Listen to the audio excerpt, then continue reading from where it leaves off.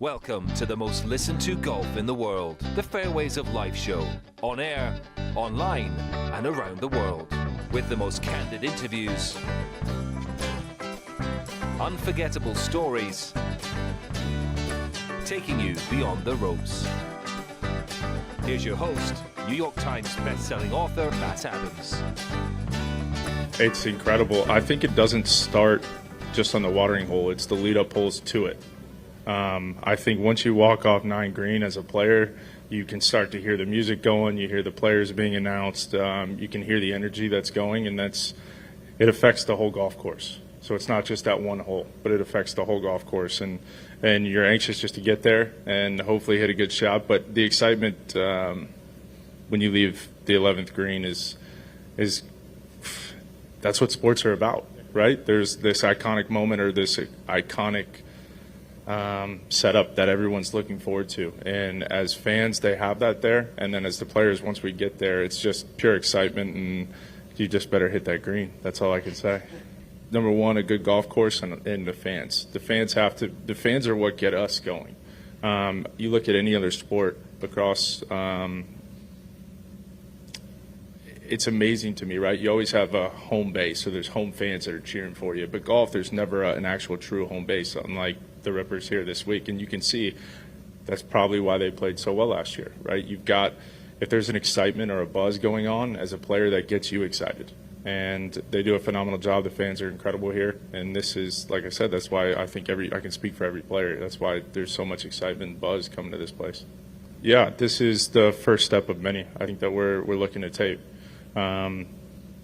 It's the opportunities there. I think the organizations around the world, the RNA, the USGA, they're looking at LIV Golf as part of the golf ecosystem now. With that is a huge, huge step forward for us. And hopefully we have a player that's not exempt, that's up there ready to go and gets in another major, because all it does is just add value to this league and to each team.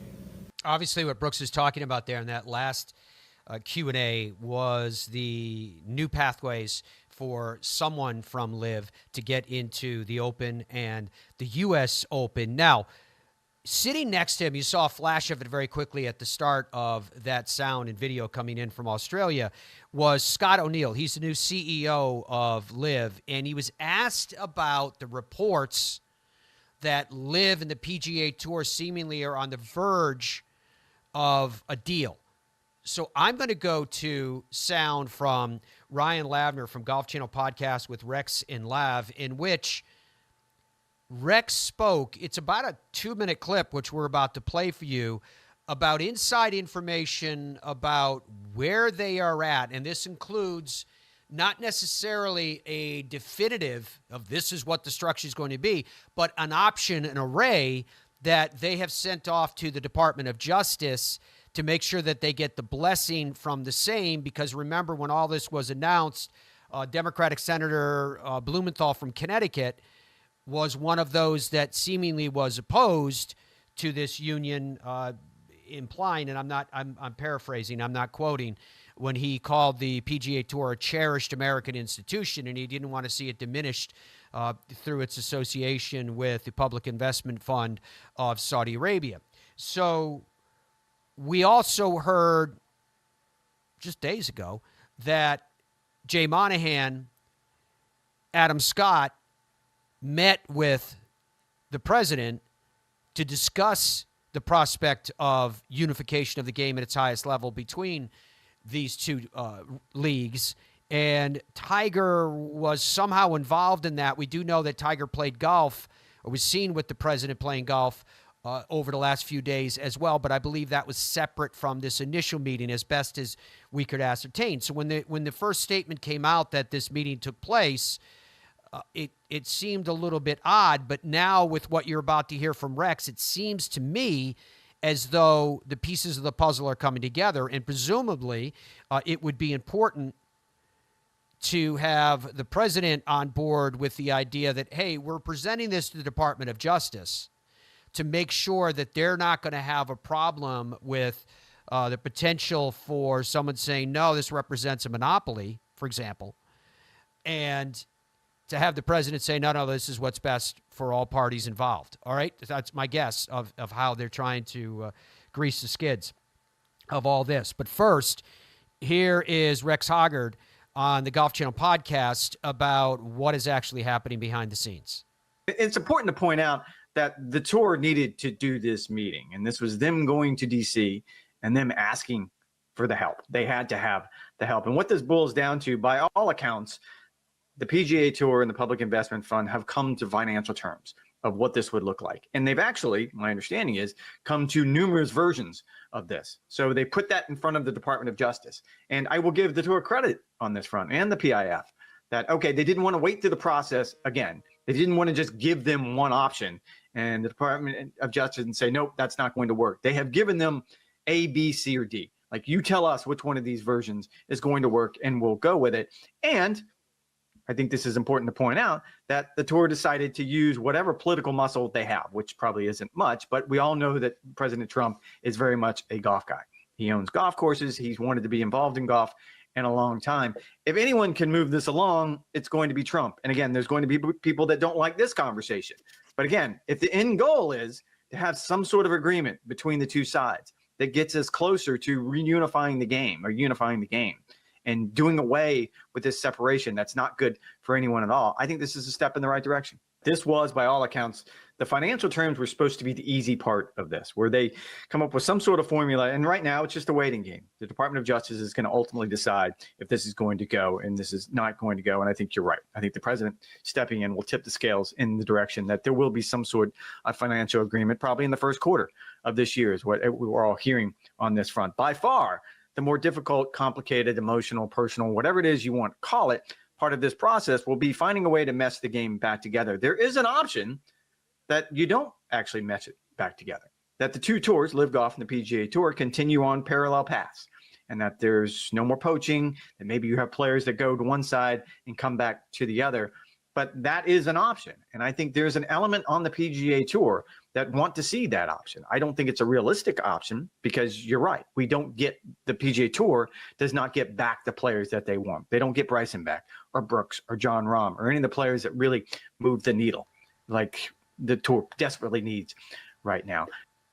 So the question, that was, again, Rex Hoggard from the Golf Channel podcast with Rex and Live. So the question with the involvement of President Trump, you have to remember that the PGA Tour had an event at Trump Doral and pulled it. And while not in office, again, I'm paraphrasing from memory, then former President Donald Trump, current president now, said akin to that the PGA Tour was very, very unloyal, something along those lines. It's very close if that's not an exact quote. I'm not mentioning it in the effort to get the quote dead on. I'm mentioning it in the effort of getting the emotions dead on, because maybe these fences have already been mended between the PGA Tour and the, once again, President of the United States. But at the very least, it sounds to me if they haven't, then the first thing they have to do is kind of go up there and you know, the mea culpa, the whole thing, that's this is good for the game at large. And I wonder what it could mean moving forward, as Rex was talking about, and as I mentioned before the sound, vis-a-vis with the impact it could have on the Department of Justice and what the mindset is there at Department of Justice. I'm also curious on another level if whoever has been involved in reviewing this, if there has been that activity, that's not something that I've heard anything about. But if there has been someone that has taken on that role, is that someone still there? And what can a new administration, and in particular, what can the administration of a person that Rex referred to as, quote, unquote, end quote, a golf guy, have on these proceedings? And I would agree with him that the indication would be, again, to coin the phrase, the cliche, from the outside looking in, it would seem to me that it would be helpful in the progression of the same. So Scott O'Neill is the new CEO of LIV, and he was asked in that same press conference, what do you make of this and the reports that the two parties are getting closer? PIF, they're the investor and creator of LIV, okay?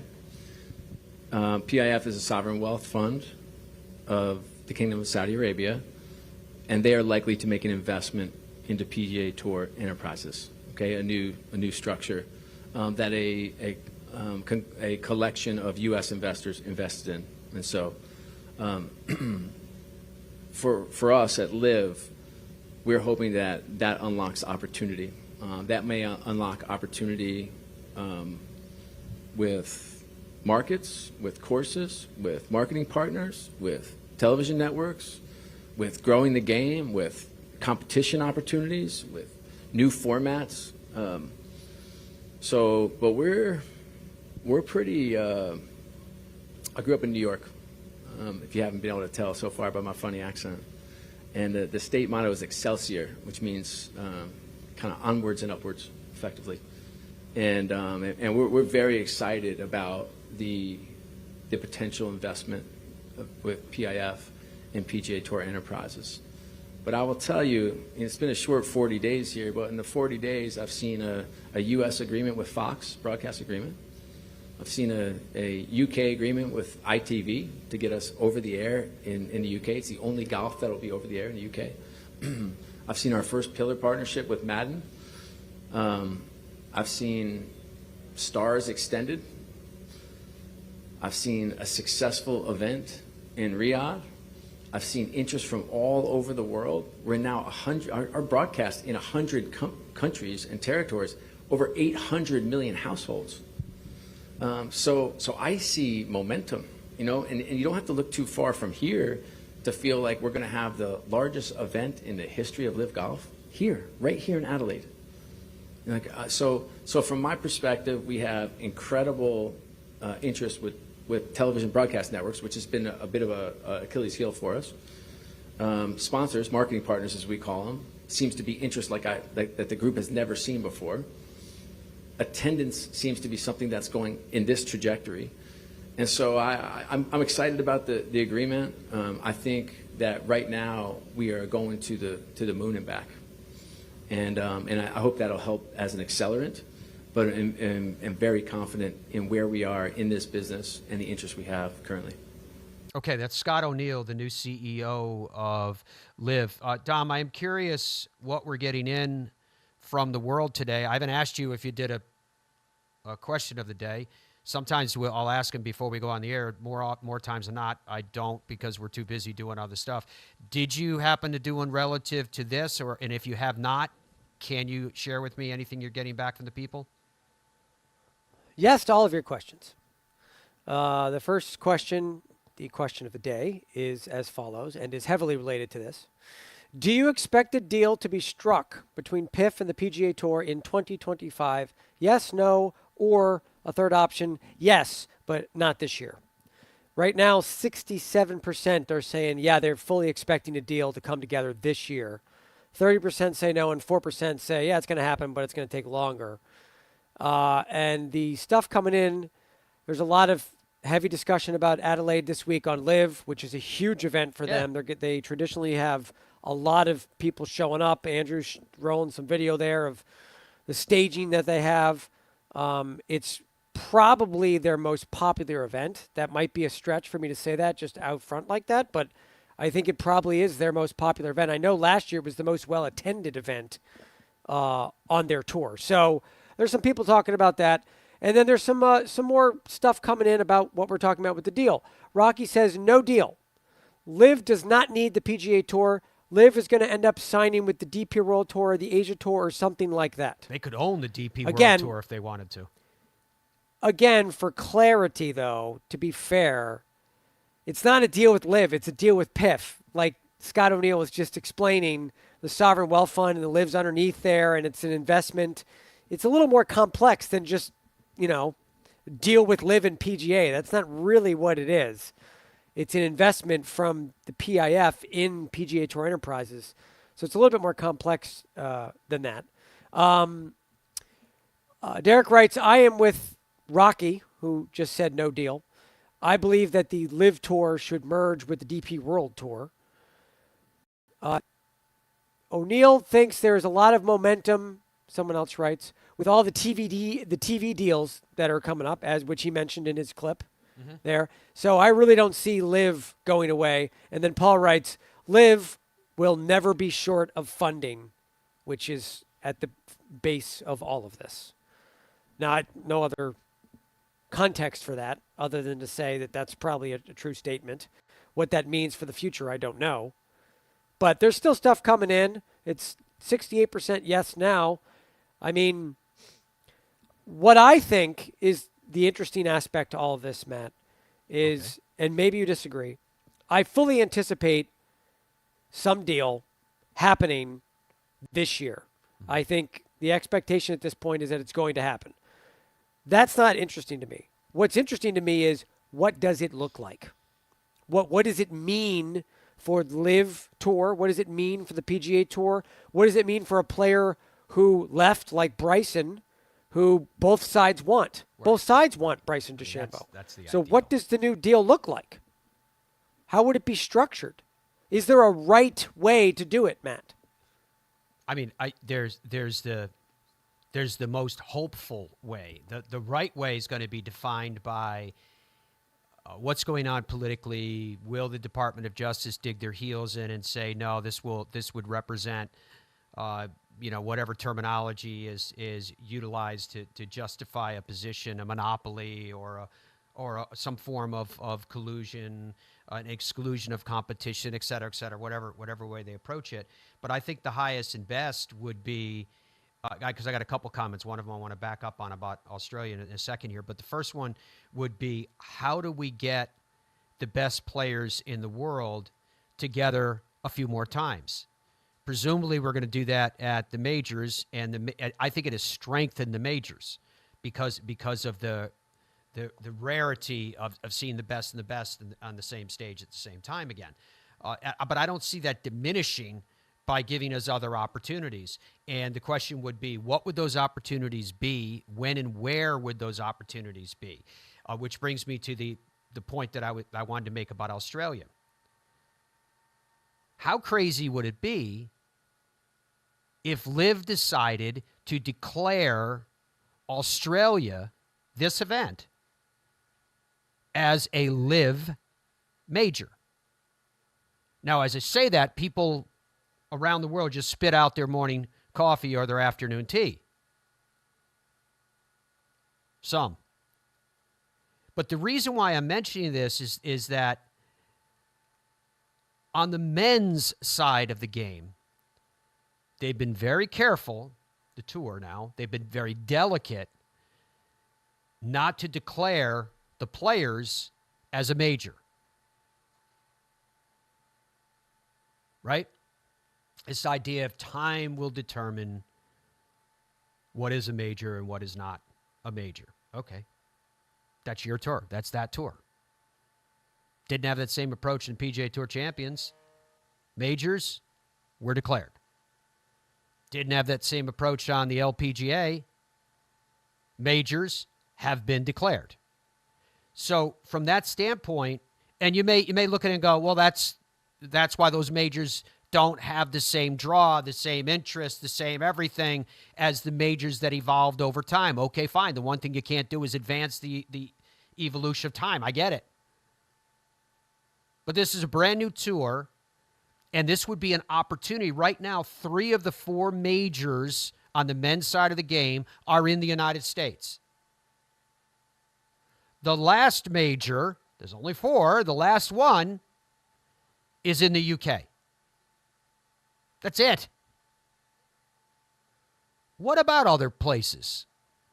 What if LIV declared this as their major and they said, yeah, it's going to be here in Australia? Now, they could leave themselves the caveat to say, we may move it to other parts of the world. And that if you want me to continue down this road of madness, what if LIV said, because we're making this a major, it's our league, it's our bat, it's our ball, we're going to change our own playing field, and we're going to make it an open. We're going to open it up. I don't know what field size they want. 156, 120, whatever, something. And then they use their massive resources, and all of a sudden you've got this major, this LIV major, all right? And I get it. I know you're going to get, I know, Dom, right now, I can't even see it, and I guarantee you there are messages pouring in going, well, it's not a major just because you say it is. Okay, fine. Then put the word LIV in front of it. And if it's a LIV major, whether you diminish it as having no value or whether you say it's got legitimacy, that's up to you. All I'm saying is they could declare it a LIV major. They could go down this path that I described as madness in the minds of many, but I look at it and go, why not? There was a time when the prospect of this league would have been considered madness. And if you really go back and do the history of the idea of having team sport introduced into the game of golf, the conversation started before LIV, and that was just kind of absorbed, right? And maybe obviously there'd be a team component there. Don't know. I mean, it's a blank canvas. But what I was getting at is, what if you use your massive resources, and now that it's an open, which means you can get other players, and you put together a purse that the world of golf has never seen before.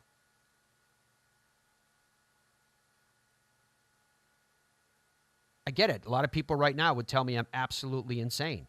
But the whole thing we've heard from LIV from the beginning is that part of their stated agenda is to capitalize on a thirst, a desire, a need to have golf in markets that either don't have it at all or they have it as a glancing blow.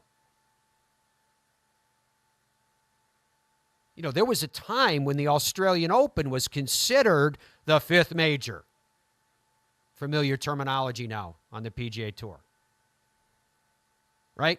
For the likes of people that didn't do a tremendous amount of traveling compared to the guys that were out there grinding away every week, like a Jack Nicklaus, used to go down to Australia all the time because it was that important. It wasn't the only one, but I'm just saying, as an example. What do you think, Dom? What are the people saying to that, my own crazy idea? The Australian Open used to be classed as a semi-major. Who's Who of Golf had their name on the trophy. The kind of events you're talking about. LIV Golf Michigan this year will be as big as Adelaide. Mark my words. A fifth major is where a deal with the DP World Tour and LIV would work. Okay. The PGA Tour will say that the Players is a fifth major, but the fifth major must be outside the United States. I think it should be. In fairness, it should be. If there is a merger with the PGA Tour, what I foresee happening is the fall series goes away and LIV's season happens at that time of the year. So it's like the tour to August and then LIV after that. That's the idea here. Unless it's a co-sanctioned event on multiple tours, but yeah. Whatever solution transpires, it cannot be a U.S. only solution. Well, as I was just saying, I don't think that's what LIV's intention would be, because their intention is, and it's bearing fruit as we're seeing this week in Australia, is to bring golf into these markets that want it and don't get enough of it. Yeah, well, that's what LIV has been trying to do. I think a lot of the Andrew, do we have the schedule somewhere for this year's LIV events? I think we do. See if you can get that up. Andrew's going to work on that. Shows you where they are this year, because I actually do think they have some new locations this year on their schedule. The current question of the day, which is tying into all of this, is do you expect a deal to be struck between PIF and the PGA Tour this year in 2025? Mm-hmm. And we've got a lot of responses coming in. If you go to our YouTube page, whether you're listening or watching right now, you can be a part of this conversation and vote. Yes is at 64% now, and no at 30%. So, I mean, I wouldn't you be surprised, Matt, if a deal did not happen this year? Yeah, that's why at this I point, always wonder. It's going to happen. I always wondered. And when we used to do this kind of stuff on the radio side, I always qualified it. The 30% that are saying no, are you saying no because you think that's what's going to happen? Or are you saying no because that's what you want to happen? Because they're two different things. If I'm being honest, certainly there's no way to know the answer to that question, Matt. But if I'm being honest, I would imagine the answer is in the middle. I think some of the folks answering are probably like, "No, it's never going to happen," and some of them are like, no, it can't happen." Yeah, never. Yeah, because you have Andrew, put the schedule up there. You have We're two just talking about parties. LIV. You have two parties that are actively engaged in negotiations to make something happen. Why would we presume then that they're not going to be able to? Yeah, exactly. So if you're looking there, And if you're remember, watching the now, you DP can see World the Tour, schedule as up far as there. we know, we think that they're somehow involved too. Not sure, but we think they are. Well, there's a huge percentage of the DP World Tour that is under the PGA Tour umbrella, is it not? They've got some sort of... The tour invested in European Tour Productions in order to have their hook someplace in terms of a common engagement. But the DP World Tour they can still make independent decisions. They're not. Andrew, put that back up there for me. We were just talking about the schedule. Andrew had it up there. Yes. So this international stuff, right? There's 1, 2, 3, 4, 5, 6 United States-based events on that schedule this year, and you can see new, quote unquote, in the schedule this year: Indianapolis, Korea, Mexico City, and Riyadh, which just took place. So, I mean, they're certainly doing the international thing, but there's a lot of U.S.-based events there, Matt. Well, the largest golf market in the world is the United States. But well, I was just going to say that the PGA Tour does not have no international events. That's correct. They do go to other parts of the world. And so does the DP World Tour. It's just a question in terms of how you do it, where you do it, how often you do it, with whom you do it. There's all types of different questions there. The PGA Tour is clearly a U.S.-based, a U.S.-centric tour, which is fine. Let me ask you. But if LIV is looking to tap into what they feel is a latent demand for golf in these other regions, this week would serve as an example to say, yeah, it's there. Let me ask you a question, Matt. Do you think that in order for golf to continue to improve its ratings across all the leagues and tours, whatever, do you think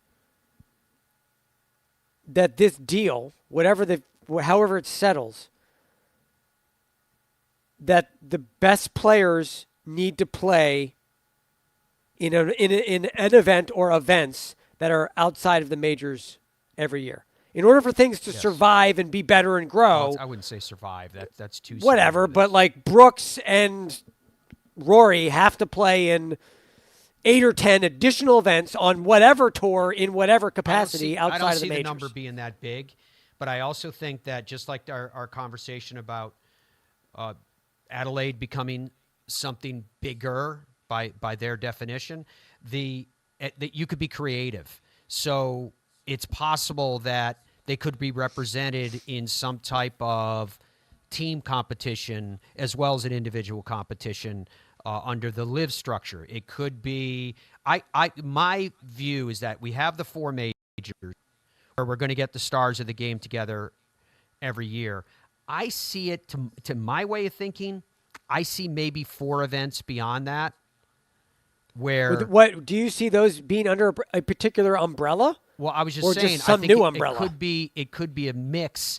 If the 2 leagues end up being distinct and or separate and distinct, yet combined under a common umbrella, then I could see that it could be a cross thing, where like a co-sanction, but it's a cross thing, where I was just explaining a crazy concept, right? But why not let some of the PGA Tour guys come over and there's a team element involved there. I don't know how to do all that. It is way beyond me in terms of the complications, because the teams that are part of LIV right now are designed to be something that's going to build equity as separate entities underneath the league's umbrella. But maybe there's some way to combine that. And I'm saying that because I think it would be really cool and really fun if we saw that on a four-man team level. Again, that's not the only option. The other options are straight-up stroke play of the best and the best get together. I could also see some, call them made-for-TV stuff where perhaps it's a much more limited field. Maybe it's a match play type format. Call it, like a Ryder Cup type format that could exist as well. So I think I'd like to see some real creativity used, so that, A, I think we need to see the best of the best get together more often, and B, can we see them get together in perhaps some formats that are non-traditional, but at the same time, I'd still like to see them get together in some formats that are traditional on top of the majors. So I think everybody's going to look at it the same way and go, yeah, that's the highest and best use. That's what we need to do. We need to get It's funny because at times people talk like sports, professional sports, is something other than entertainment. And I get it from a standpoint of lineage and tradition and in comparison to all-time great records and watching the ascent of a player who you never heard of before that becomes a great, great player on the world stage, etc. And I love all that too.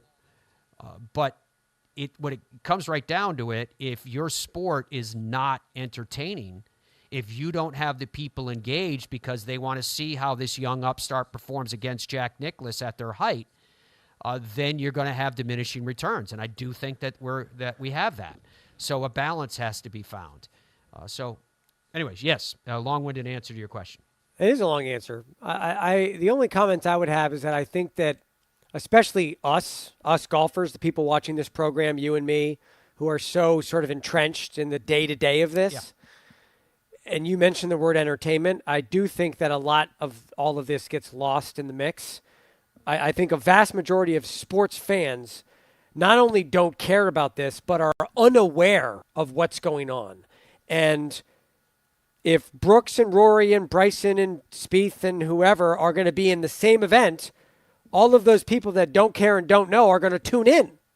And they don't care. It's possible, but if they don't care who has it or what under umbrella it is. But let me take this one step further. If you're going to make a statement and say that the non-core, which is essentially who you're talking about, and I realize that it's likely that it's a core audience. Yeah, but isn't that who everyone's chasing? The non-core? Isn't that who's being chased? But if the non-core doesn't know, right? I believe that's a terminology you said. Maybe you said doesn't care. I can't remember.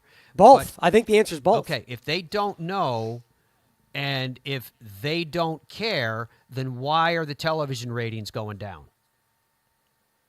For which tour? For all the tours? Well, I can't judge. LIV, they just started on Fox. I just said that on Monday. It's unfair to judge their ratings based upon first event, weird hours, FS2, et cetera, et cetera, et cetera.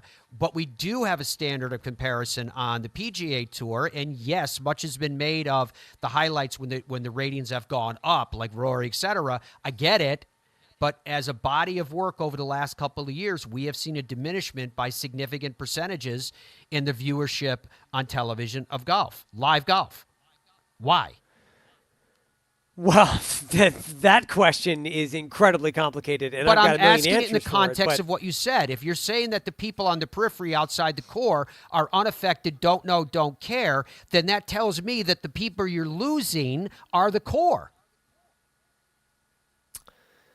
Yes, but I'm unconcerned about the core. If you're a core golfer or a core golf fan, right, and you know what's going on and you're exhausted by it, you will come back when it's Brooks versus Rory down the stretch at an event. It doesn't have to be a major, any event. That person will come back immediately.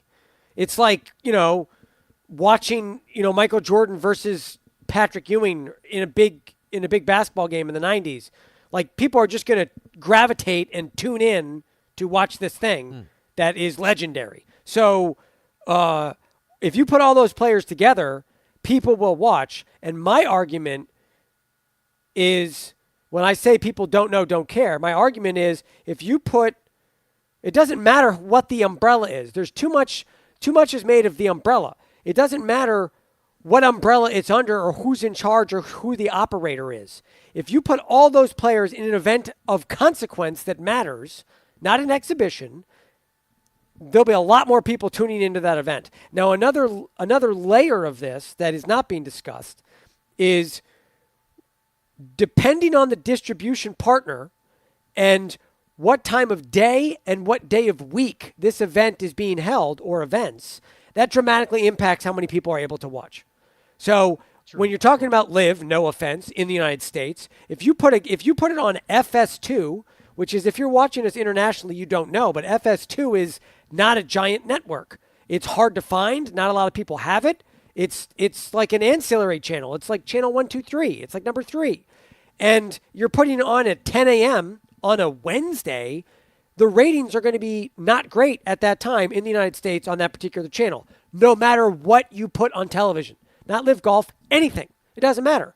And the same can be said for example, with TGL.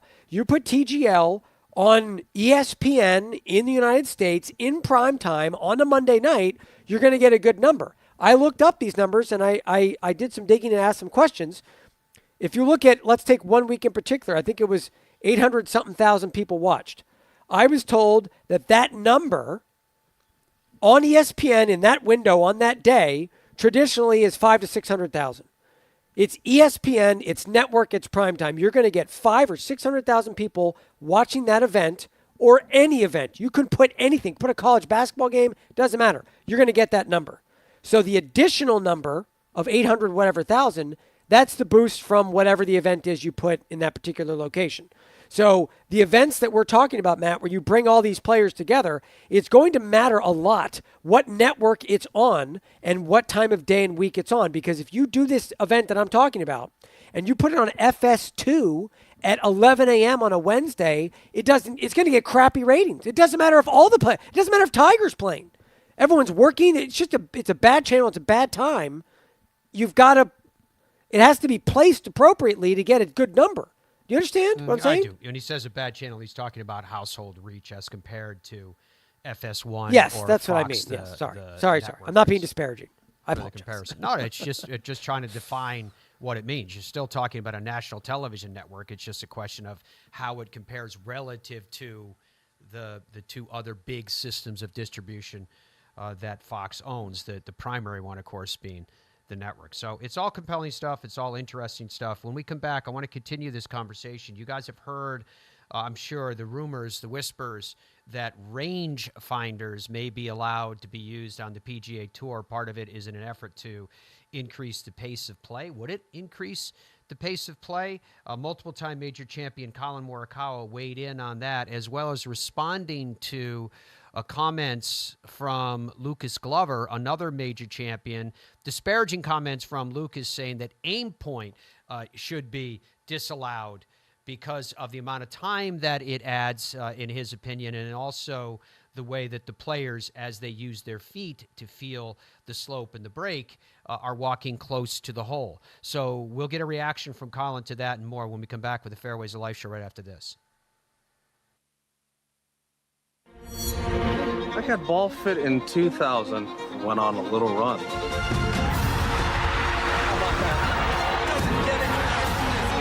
Then Bridgestone fit me again, and I went on another run.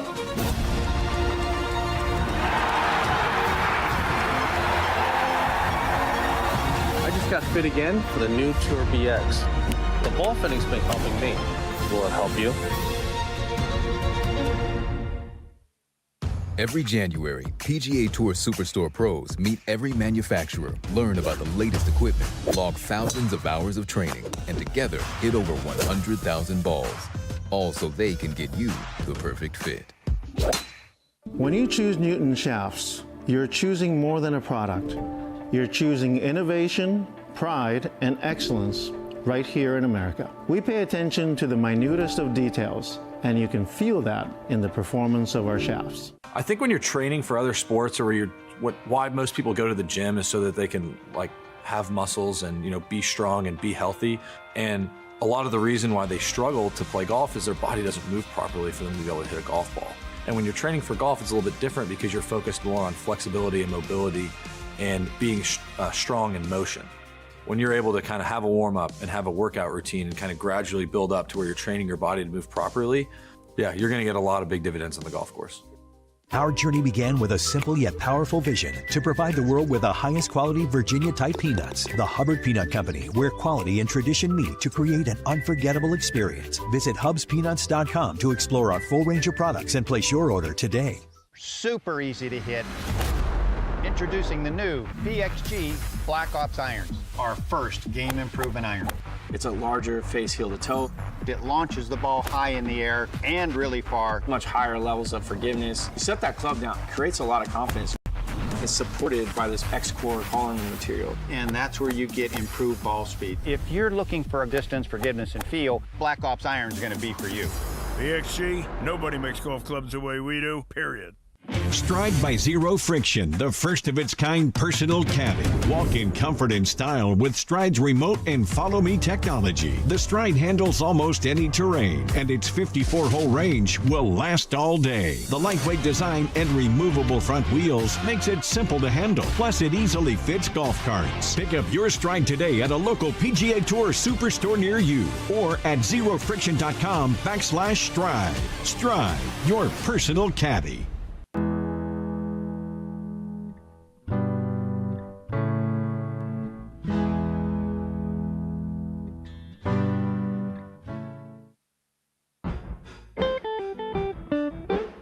Unfortunately, I couldn't play a couple weeks ago, so it's good to see. I watched obviously a little bit of the Farmers and saw how firm and fast everything was and just assumed the rough was going to be growing out. They definitely did that this week, and with the forecast, the weather, the rain, it's going to play really tough. It's going to play long. It's going to play, where fairways matter a lot. I don't think you can really overpower a golf course this long when the rough is that big. So fairways are going to be important. This Torrey Pines is already a very, very difficult golf course, so I look forward to that and just have a challenge in front of us. Starting at Pebble, decided to donate $1,000 per birdie and $2,000 per eagle between Pebble Beach and this week to the California Community Foundation and the LA Fire Department Foundation. I know this week the tournament, I believe, is partnering with California Rises. So there's a lot of foundations out there, a lot of communities that are in need, a lot of people and families that are in need, and just to kind of do a little bit of support and just create awareness. We've seen this too often. I think even with, the most recent one for me that hit home was the Lahaina fires.